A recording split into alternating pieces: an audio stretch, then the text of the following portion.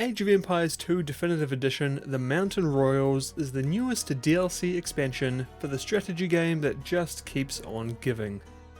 It follows up Return of Rome, released earlier this year to mixed reception, and is itself the 5th expansion to AoE 2 Definitive. In a similar vein to the earlier expansions, the Mountain Royals adds 2 new civs in the Georgians and Armenians, one of which might just be my new favourite civilization in the entire game. Gold star to you if you can guess which one it is before I reveal it. It also reworks a 3rd faction in the Persians, and brings 3 fresh campaigns, one for each mentioned civ. If we don't include Return of Rome, which I kind of don't, then it's been over a year and a half since our last proper AoE 2 expansion, and with Rome's reception, that places a decent amount of pressure on the Mountain Royals. AoE 2 isn't doing bad by any stretch of the imagination, but no doubt a lot of its continued success can be attributed to its yearly or so expansion drops that are relied upon to deliver the goods. And I'm not the only one out there who felt that Return of Rome at least flirted with the question of whether the peak was behind us, and it was going to be downhill from here. When I reviewed Return of Rome, somewhat negatively, I and many others questioned why it existed. Why did this need to be made in the first place? Who was asking for it? And why didn't we just get a regular expansion with some new factions and campaigns that would please a much greater portion of the Age of Empires audience? Whether this expansion is a direct response to that kind of feedback, don't really know. It does seem like a very short amount of time between May and October of this year to release another expansion. Maybe it was always planned to be this way, or maybe they hustled to get something out the door earlier rather than wait until 2024. Now, I have been reading some criticism towards this DLC, namely the fact that it only includes 2 new factions and no new architecture set. Aside from a couple, most expansions for Age 2 have added 4 factions, or at least a new architecture. So seeing the Mountain Lords be so stingy with its content is a bit disappointing, especially considering the launch price for the average AoE 2 expansion has gone up by 50% this year. Was this DLC going to be bigger until it got reduced in scope to meet a tighter deadline, and they just left the price where it was going to be? It's impossible to say for sure, but either way, now we have the Mountain Royals in our hands, so we can assess it for what it is and discuss its value proposition later in the video. Actually, we got it in our hands 2 weeks ago, as part of a public preview available through Steam. If you pre-ordered the expansion, you got to play both factions early, and if you didn't, you still got the Georgians to try out in the preview window. Unfortunately, the campaigns weren't available, so that's why this video is not out immediately with the release of the DLC. I wasn't able to get any review code for this one. I'm guessing that might have had something to do with my Return of Rome coverage, which I did get a code for. No harm, no foul. Review code is never a given anyways, and I know you guys would rather me take the time needed rather than spew it out on release, just to get it out the door ASAP. Anyway, enough chit chat, we've got a lot to cover, so let's dive in. Right, let's begin with the faction review. As mentioned, we have 2 additions to the ever-growing list of options in Age 2, with those being the Armenians and the Georgians. Plus we have our Persia rework to get to as well. Both of the new factions inhabit the Mediterranean architecture set, but frankly, they should have justified getting their own. Lumping them in with civs like the Italians and Spanish feels more than a little bizarre. It's possible that further expansions will expand on this retroactively and add a new architecture set later on, but there's no guarantee. At least their unique buildings do look really good. Being neighbours in both time and location, Armenia and Georgia share some common elements between them, namely their 2 unique buildings, the mule cart and fortified church. Starting with the former, despite it being a movable object pulled by an animal that can even be garrisoned, it is in fact a building, and as such it doesn't impact your population limit. Which, as you could imagine, has already led to some, I guess we could call them interesting moments. Memes aside, the mule cart is quite an important addition. It replaces the woodcutting and mining camps of both factions and allows for movable drop-off points for wood, stone, gold and hunted food. Basically, it's an Age of Empires 1 storage pit on legs. There are some significant gameplay implications thanks to this, particularly in the early game, as you can now move your villagers and your drop-off point around the map as kind of like a mobile hunting party, allowing for quicker accumulation of resources, particularly for hunted meat in the first couple of ages. It also means you don't need to keep building different camps as you locust your way through trees, gold and stone, which both increases the rate at which you harvest resources, thanks to having shorter distances between them and their drop-off points, and also saves you the cost of having to build all those new camps in the first place. The second unique building, the fortified church, is super cool. I really like what they've done here. It replaces the Armenian and Georgian monasteries, and it comes with all the same abilities of that building, plus the defensive attributes of a town centre, or close enough anyway. Meaning you can garrison units inside of it and have arrows pepper any hostiles that get too close. Relics also count towards the number of arrows fired. The church's offensive stats aren't quite as good as the town centre though. They can't garrison as many units and they can't shoot as many arrows. However, to their credit, units are healed a lot faster when they're garrisoned in the church, and they also enjoy a hit point and armor increase over the standard monastery. And apart from that unique dock that can shoot arrows, I believe this is the only building in the game with offensive abilities that only needs wood to build. Though unfortunately its range can't be increased, and you'd need to garrison a huge chunk of your population inside of them to have any real damage output. Still, it's great in a pinch. I think they're a really decent addition, and along with the faction-specific bonuses that come along with them, they're an exceptional building with more than a few interesting gameplay implications. Now let's get into the factions themselves. The Armenians are classified as an infantry and naval civilization, which immediately puts them on the back foot considering my preferred playstyles.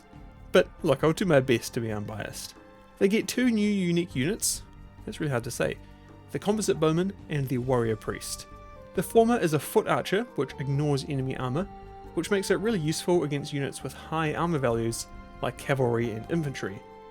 It has pretty piss poor range though, as well as a fairly low base attack stat, so it means that against unarmored targets it's actually less effective than the standard archer counterpart. It needs to be supported against its counters, which is where the warrior priest comes in.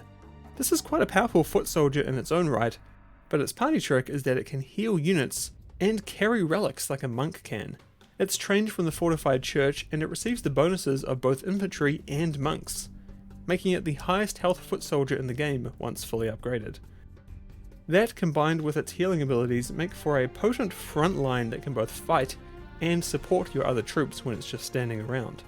And with that health, they're decent meat shields. As for unique techs, the Armenians get the Sicilian fleet in the Castle Age, which improves ships, and feriters in the Imperial Age, which improves infantry. Their inherent bonuses include cheaper mule carts, more effective mule cart technologies, which is really nice I gotta say, that affects everything relating to wood, stone and gold.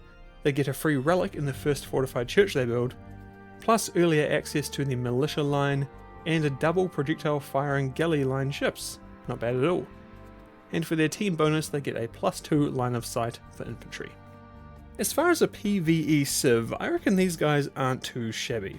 The warrior priests are awesome at healing armies on the move, and being able to instantly gain a relic in your first church is an easy way to get the gold train rolling. I think they work best in a team setting, as their composite bowmen do need support to really thrive, because cavalry will cut them down all the same, and the warrior priests aren't an instant carry on their own. As for PvP, well, you know where I am on that. You'll need to go watch Hero or something for that kind of analysis.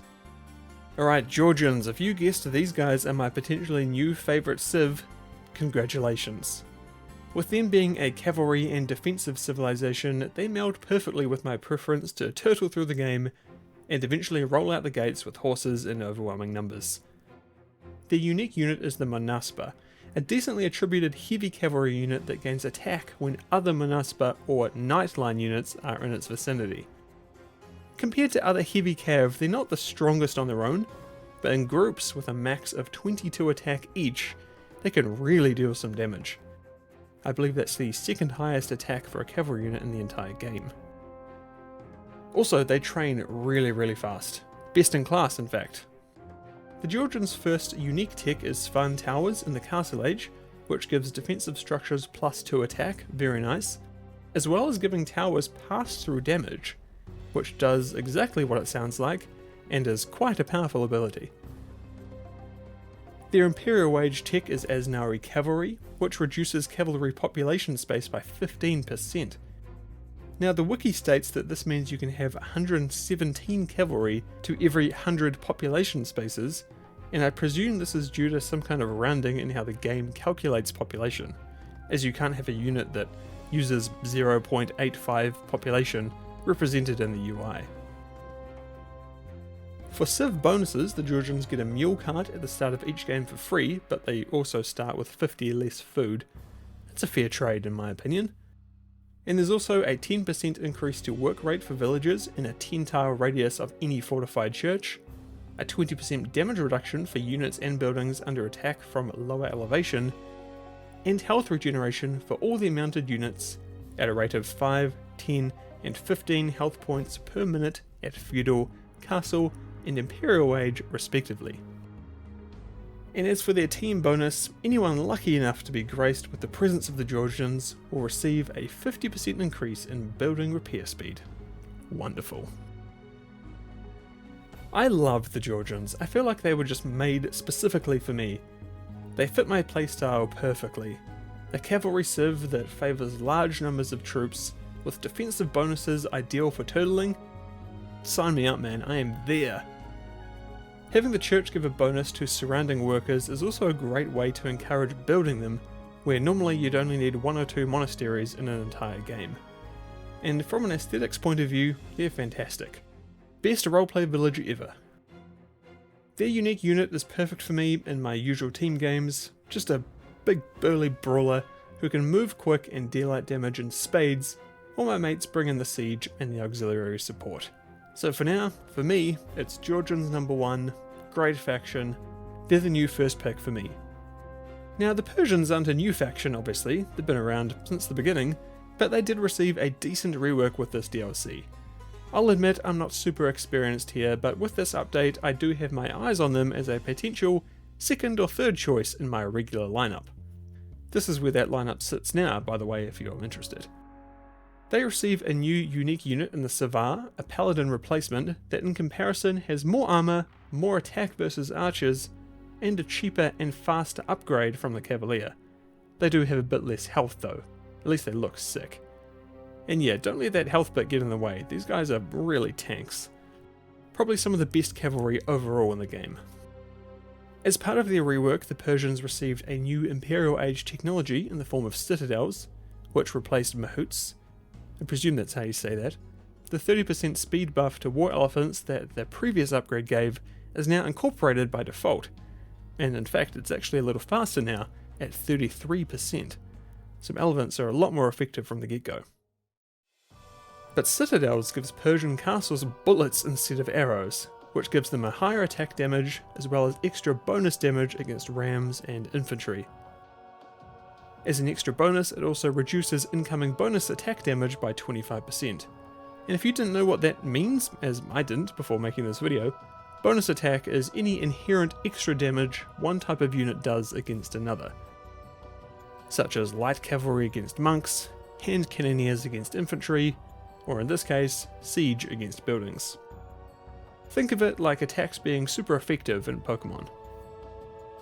And as for new Civ bonuses, they're gaining access to Parthian Tactics in Age Early, a 5 gold bonus every time one of your mounted units kills an enemy military unit, and getting access to the Caravanserai. Did I do it? Is that right? Which was previously only available to the Hindustanis. It's a super useful building that heals and increases the speed of trade carts moving through its aura. It's great for those long-tailed turtle games with friends, where all the gold on the map has been exhausted and you just have the trade carts. Look, overall, I think the Persia rework is solid. It entrenches their identity as a heavy cav civilization with compelling economic bonuses. And as a defensive player, I appreciate the castle cannons to compensate a little for their inherent defensive weaknesses. And as an aside, I do wonder if this will lead us to, like, castle with fire arrows, castle with mangonel shot, or castle with flamethrower. I kinda hope so. But otherwise, I just think it's great that we've got an original AoE 2 faction seeing a pretty significant redesign, and I hope they continue this trend of looking back through the catalogue to see if anyone's falling behind with all these new factions that are added. The Mountain Royals includes 3 new campaigns that each tell a story from one of the 3 factions. I will say from the jump here that I shouldn't be the #1 source of information on AoE 2's single player experiences. I've completed a decent chunk, but not all of the historical campaigns over the past 20 years, and the ones I have finished have basically all been on the normal difficulty. Look, I'm not here to prove anything, I'm just here to have some fun and chill out with a YouTube video on the second monitor. So while I can't exactly judge these new campaigns versus all the others, I can say that I reckon these ones are pretty good. There's a range of difficulties, unique mission designs, a swath of secondary objectives in every mission to keep you interested, and just a solid cozy vibes throughout all of them. Presentation is still, I guess you could say, lacking. It is what it is. I don't think this is ever going to change with AoE 2. The format's been around since '99 and it does what it needs to. Maybe one thing we could see is some kind of improved character work, and dare I say even some in-mission cutscenes, like nothing crazy, but just kind of what you see in Warcraft 3, like where the camera zooms in on an angle and we get some models moving around and talking. I think that could do a lot to liven up some of these missions that can last for quite a while with nothing to break them up from start to finish. I'll be honest though, I don't think that's going to happen, but if the devs did want to try something different, I do think that this would be an achievable goal. Also, I really wish these were co-op. Even just co-op controlling the same units would be cool. A way to experience all the campaigns that this game has to offer with a friend would be awesome, and would likely get me, and many others, to be able to justify actually playing them. It'd be even cooler if it was true co-op, with separate factions and bases like the dedicated co-op missions, but balance-wise that'd be a lot of work. Another thing I'd like to see would be co-op missions for more than 2 players, but okay, I'll stop my wish list there for now. I wasn't really sure where to put this section because honestly it doesn't really relate to this DLC, but I do want to take the time to discuss a couple of things about Age 2 Definitive in terms of its direction, and these DLC reviews seem like a good place to do that. The first one is a little bizarre, but I feel like I have a unique perspective compared to most other AoE 2 content creators, since I never play PvP. 99% of my time is in co-op PvE, usually with 2 others, but otherwise it can be anywhere from 1 to 6 people on a team against the AI. And recently, that AI has been acting up. At least we think it has. Maybe we're imagining things, but my mates and I are sure that the AI has been given the gift of eternal sight, as it always seems to just know where we are at all times. There have been games where we're landing on enemy islands, big ones, hoping to secure a stealthy foothold, only for them to be on our position in seconds with no indication of any presence before we landed. Or be hiding away in Black Forest and have the enemy always be barreling in on our positions, despite ensuring that we were never followed there to begin with. Maybe they're just research spies, and yeah, maybe that's possible, but we did stuff like this before over the past year, and they were never this omniscient before. There's also been times where they've just beelined units to our town centre once taking down our gates, despite them being quite far away and being in the castle age where having spies isn't possible. Look, I can't say any of this with certainty, and there haven't been any obvious tells in the patch notes recently about significant AI changes. I guess I'm just including this because I'd prefer it if it went back to the way it was, because it's becoming a little bit of an annoyance. You might have seen a Reddit post recently doing the rounds of a theoretical future where AoE 2 just keeps receiving expansions, like forever. And while this is funny to look at, it actually does seem kinda plausible. I mean, what else can they do with AoE 2? The precedent is set for new civs to come out every year or so, and it seems like people just keep buying them. Fair enough too, they're really good. And if Age of Empires 2 hasn't died now, after nearly 25 years, I don't see why it would in the next 10, or hell, even more. I guess I'm just sitting here and considering the future of Age of Empires 2. This is what we're in for. Do expansions just keep getting more expensive? Is this simply the price of upkeep and development? I mean, even now I'm asking myself, is this new price too expensive? Like how I feel about the DLC for Total War games. I don't think we're quite there yet, but I'm feeling that we might be nearing that realm.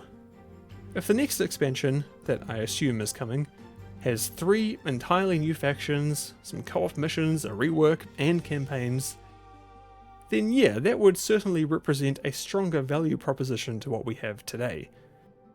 If not, then a 50% price increase for a 0% content increase is going to be pretty hard to swallow, and it won't do the game any favours in terms of player perception.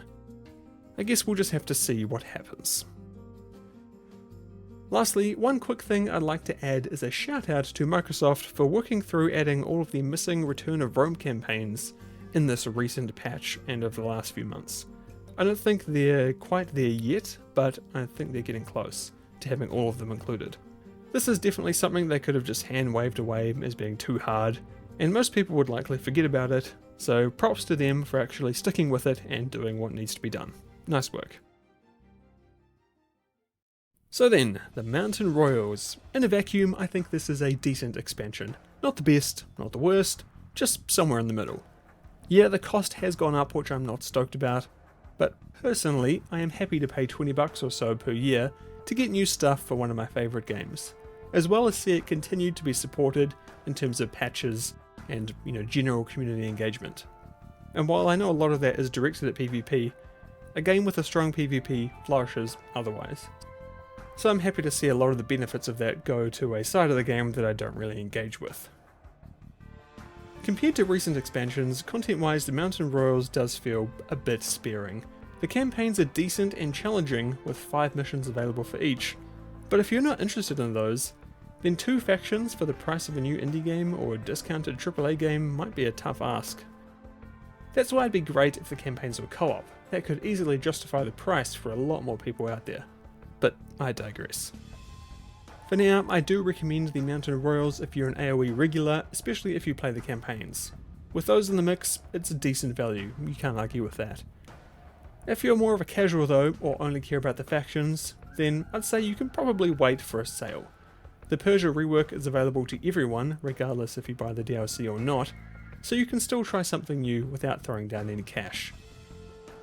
And while the Armenians and Georgians are great factions, their lack of new visual style doesn't give them that instant desirability that I think they might have had with one. The Mountain Royals is available now on Steam, Microsoft Store and Xbox for $15 US. You'll find links in the description if you want to pick it up. If you're an Age 2 regular and have any thoughts on this new DLC, make yourself heard in the comments, I would love to hear what you think. Otherwise, thanks so much for watching, and thanks to my patrons and YouTube members for supporting me and the work I do here. You can join for as little as $1 a month, and you'll join legends like Takayo, Wintendo, Bad Ghosts, Sean, Grey Spirit 4, George, Nedders, John Kaiser, King Thickums, Pavel, Bram, Christian, Dan 4, Bishop's Arch, Orion, and Das Rifkin, Enma Paladins, Johnny, Marika, Age of Cause, Joe, Tank, and Empyrean. Thanks very much everyone, I hugely appreciate it. Q&A will be in the Dark Rain video, so keep dropping them in the Discord if you've got them. And thanks again very much for watching, and I'll see you all in the next one. Stronghold Definitive Edition review, less than a week away.